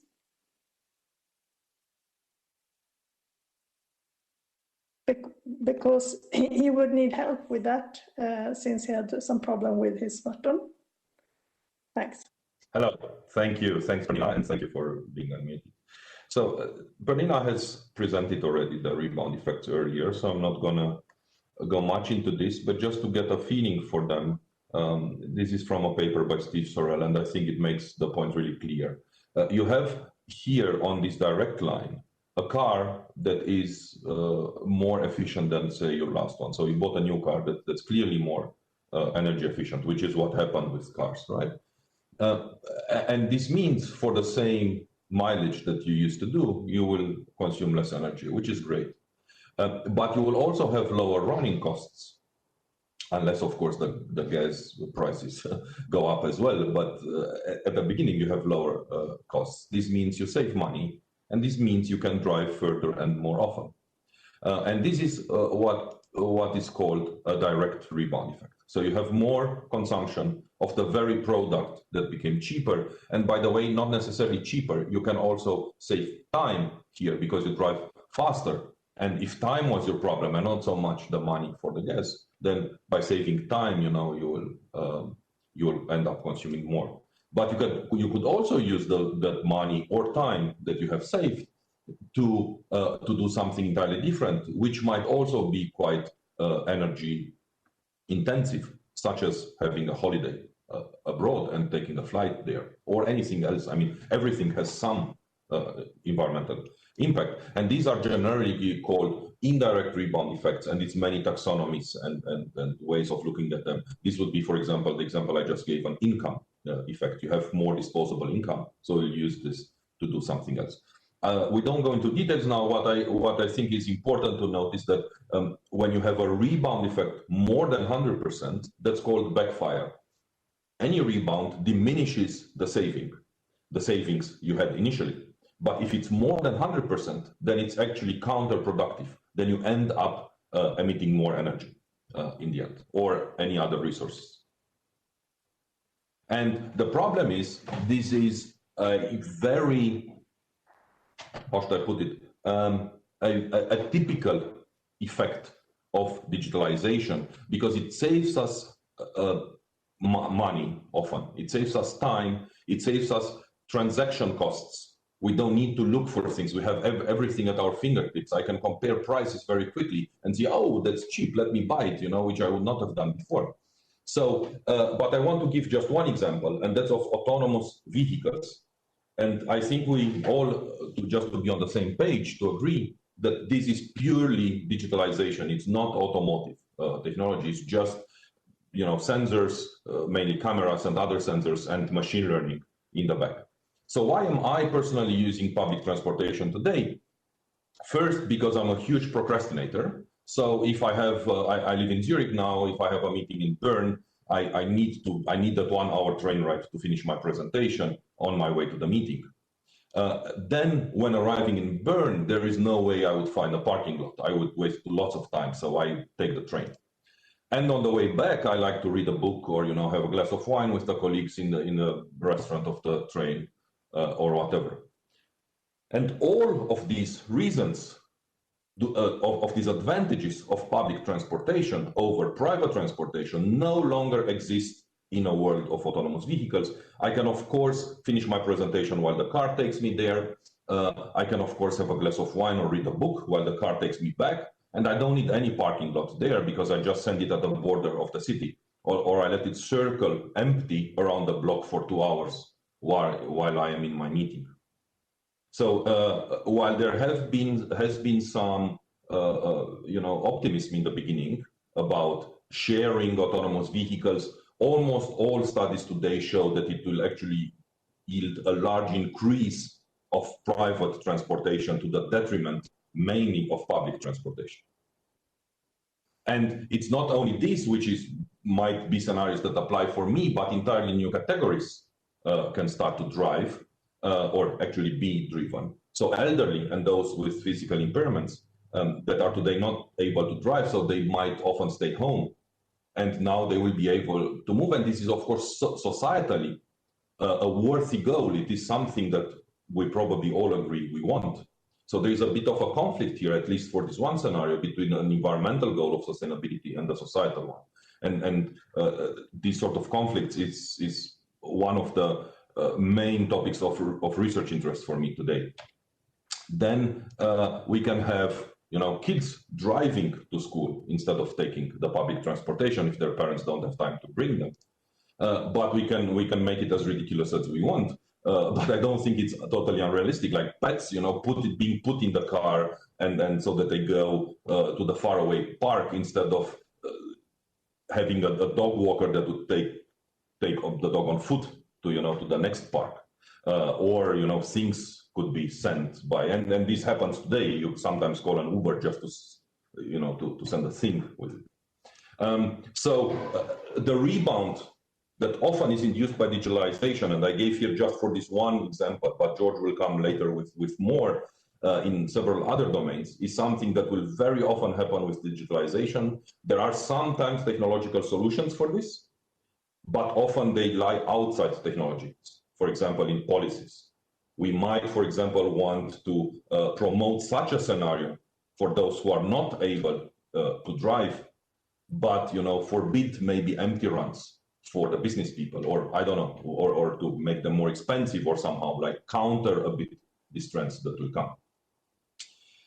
And are all efficiency measures doomed due to rebound? Because this is something that people sometimes say as well, and fortunately they are not. Just to start with one example from outside digitalization, which is my history of vacuum cleaners. Since I was born until a couple of years ago, all my vacuum cleaners consumed 1.5 to 2 kilowatts of energy. And for a couple of years now, I have this bagless vacuum cleaner that also consumes 4 to 5 times less energy. And it's not my favorite activity in the world, cleaning, so I'm not cleaning more just because it's cheaper, because it consumes less energy. So when there is something like a natural limits on demand, then probably there is little to no rebound. And we can see this in digitalization as well. This is a project by Google with EDF. EDF is not Électricité de France, but it's Environmental Defense Fund, an environmental NGO from the US. And what they have done, they have put methane sensors in a front bumper of the Google Street View cars. And while they were driving around to take pictures, they would also sense methane leaks in city distribution networks. And they could, of course, with an algorithm, and they would map them so that the utility can go and fix, especially the red leaks. And by this, save a lot of methane that would go to the atmosphere. And there is little rebound here because in terms of money saved for the final customers, it's also almost nothing. And to finish with, the example I provided before with this multiple site conference, as we had on the two sites, 531 attendees and 120 tons of CO2. In the alternative scenarios of doing a conference only in Davos or only in Nagoya, we would have had less attendees and in both scenarios more. So compared to a Davos only, we had 18% more participants. So rebound effect, because it was simpler to come to the two sites, to one of the two sites, than to travel far to one of them. So there is a rebound in participants, but still much less GHGs. And compared to Nagoya only, we more than doubled the conference and still saved a third of the GHGs. So here it's again, despite a rebound, you can have a rebound, but it must not necessarily be a backfire, as I said before. And by this, I give over to George. Thanks, Vlad. So 2 more quick examples of illustrating some of these complex and uncertain effects. So if we look at the example of teleworking, generally the direct energy use of digital technologies is about the same whether you're at home or in the office. Vlad, next slide, please. Or next click. And then most of the net effects actually are going to come from using more energy at home for heating or cooling, and offset by energy saved from not commuting. So another click here. So the net effects really depend on your individual situation. So if you, for example, live in a large home and it's wintertime, you're going to be using a lot of energy for heating. But on the saving side, if you tend to drive to work, that's a lot of energy saved. But if you take public transit or walk or cycle, the savings on that side are going to be smaller. So last year, we at the IEA looked into country-specific data around potential working from home. So, some countries have much higher shares of potential home workers. We looked at commute patterns in these countries and home heating and cooling energy use to estimate global emission savings. And we estimated around, in a conservative case where anyone who can work from home does so only 1 day a week, that's about 25 million tons of CO2 saved per year. If you click, and then whether the office saves energy really depends on how often you telework. So, you know, if half of your workplace is still going to the office, maybe that office is not going to shut down and it's still going to be using energy to run. And then there are also longer term effects that are very difficult to predict. So if you think about in a situation where you can telework all the time, you might choose to move outside the cities where houses are cheaper. But that also might mean that you would live in a larger house, which would require more energy, or buy a car, adopt different types of behavioral patterns that could increase or decrease energy use. So there's these very different layers of interactions and effects that we need to think about, thinking about the indirect effects of digitalization. Next slide, please. And then if we look at the example of e-commerce, again, the biggest net effects are going to happen outside of digital technology, so happening in transportation, manufacturing, and buildings. If you click here, we could see on the increased side, there's going to be increased energy and emissions from more last mile deliveries, potentially more long distance travel for freight delivery. But then on the savings side, we can see that customer transport is going to be reduced because now you don't have to drive to the shop.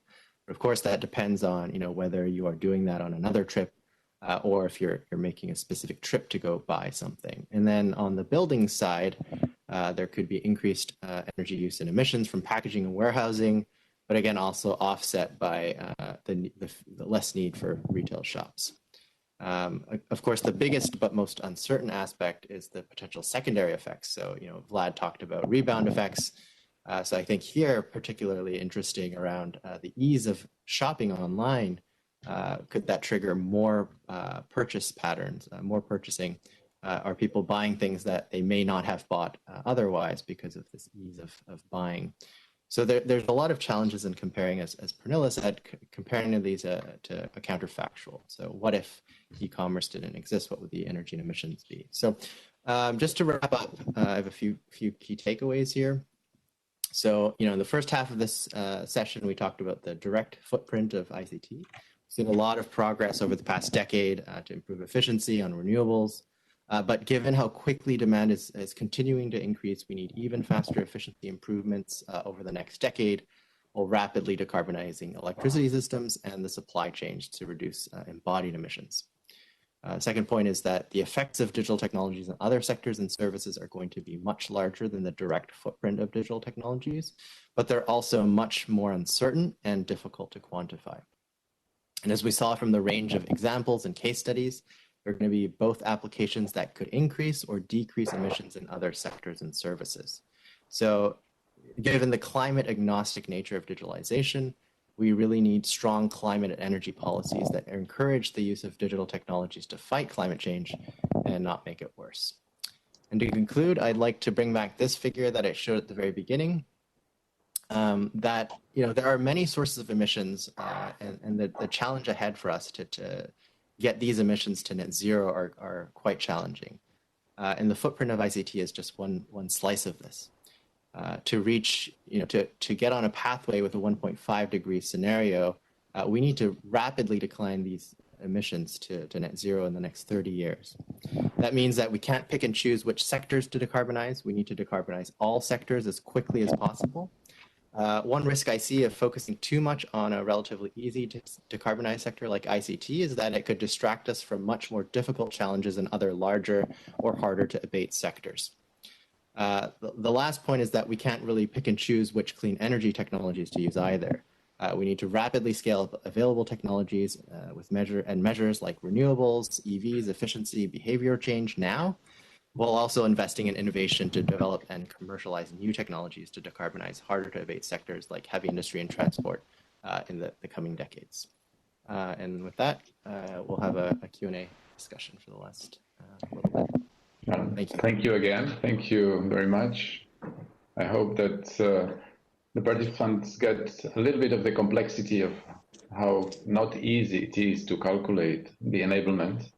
But this is something that we will try to do, and we'll try to do with the European Green Digital Coalition. Maybe I'll put a link for people to understand what we're doing there. So let us take the question. We have one open question from Christian. that actually gave you which reports, IEA report he was talking about. So if you want to take that, George, and then we move a little bit on the consumer behavior and the awareness, okay? Yeah, thanks, Christian, for clarifying around the report being the Digitalization and Energy report we released, I think 4 years ago, where we looked at the potential for digitalization to, for example, improve efficiency or reduce costs in different sectors across the energy system. So in that report, we didn't conclude one way or another whether the digitalization would be very negative for climate or very positive. We tried to take a more balanced view, very neutral. So, what is the potential? So we looked sector by sector in buildings, for example, if you use smart building, smart thermostats, smart lighting, what does that mean for potential energy savings? But of course, there are rebound effects, as Vlad and others have mentioned. On transport, we looked into autonomous vehicles and the potential very large rebound effects that we might see in increased vehicle miles traveled because of this, the rebound effects Vlad talked about. So, I think really the conclusion of that report to me was that there are going to be both positive and negative effects, and digitalization is really a tool that is not necessarily helpful for climate or not necessarily, is going to hinder climate progress, and that we have this kind of choice right now, companies, governments, individuals, on where we apply these technologies. So are we going to use it to help achieve our climate targets and climate goals, or are we going to just use it across all services and sectors, of course, which might end up in increased emissions instead? So indeed, it's kind of a complex mix of the technology being available, but also the social dimension, and I think critically the policy that is going to shape how people behave. So yeah, I think it's going to be a complex path ahead for digitalization and climate. Yeah, there is actually, this question is kind of manifesting itself in different forms. So we have also the latest question from Gordon. First of all, there is maybe call it as a global south, there is a big chunk of population that is in a situation that the green and ICT and even the climate is not an issue for them. They have much more important things to deal with in their daily survival. So we don't know yet what that means, and that's quite a big chunk. Then for people and their choice, I have heard Catherine Hayhoe at some point saying that even if people's choices at the end of the day make less than 20% difference, the systemic choices that consumers don't have choice, consumers, like the transport over train or over plane, how the goods are transported, it's not a consumer's choice. So to what degree consumers' choice is important? And then there's a very specific question, if you can kind of quantify that. And the specific question is video download versus video streaming. Which one is better? I could pick up on the video. I mean, the reality is that the emissions from video streaming are fairly small. And actually, for video on demand, which we were talking about, where you could download it beforehand, most of that is held locally in what's called a content delivery network, CDN network, so that's already minimizing the transmission emissions.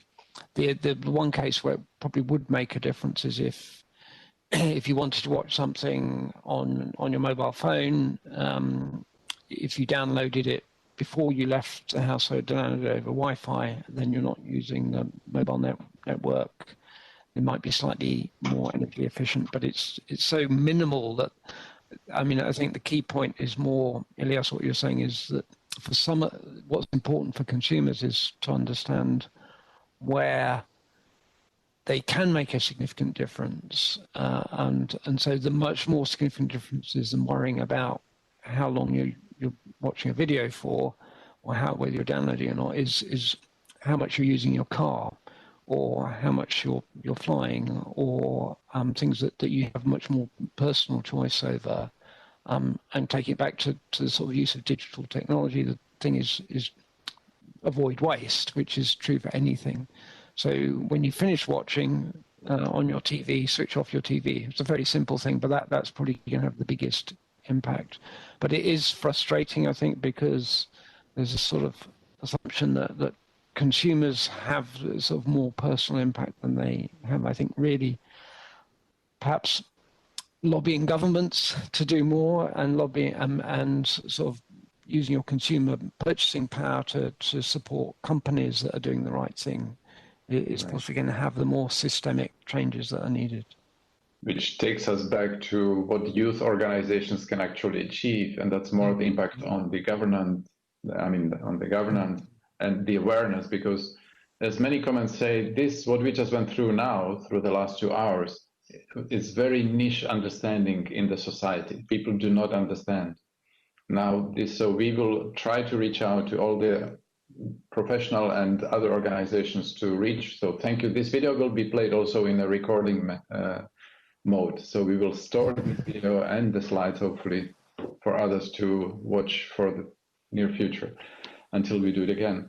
We are limited on time. I personally can stay a couple more minutes. I have one announcement to all of those that stayed with us during the 2 hours, that if you actually watch 7 sessions, if you can go through 7 sessions out of the 16 during the 2 weeks, you can get a Connect University Summer School diploma, okay? And Andrea behind us and behind all this with me is really there to support you if you want to ask more questions about that. So you can get a diploma. Now, for those that can stay a couple more minutes, there is a question from Stefan on how does this compare your figures with the Green IT, which is another organization in France that published things on, especially they focusing on the embedded emissions, which many of the examples didn't focus on, but the embedded emissions and the waste of our devices is maybe the bigger problem than the energy consumption.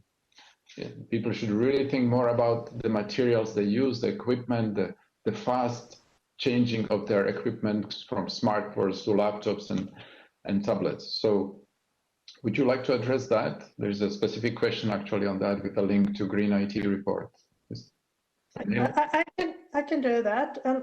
Just a bridge from what Andy said, and of course, and to what you said, that if we watch our documentaries or videos on the smartphones and instead of the big screens, and if we keep our devices longer, that is something we can do as consumers. But to this point about the Green IT study, so in this session, we focused on sources that are peer-reviewed research sources. So that was the kind of sources we used. And in this case, with the Green IT study, it's unfortunately not so transparent when it comes to assumptions and data. So it's quite hard to compare it with other sources. But actually, there is an activity going on now within the frame of the French authorities with ARCEP and them, which are having an expert committee looking at the assessment methodologies. And in the frame of that, there is an ongoing comparison between this Green IT study and other studies.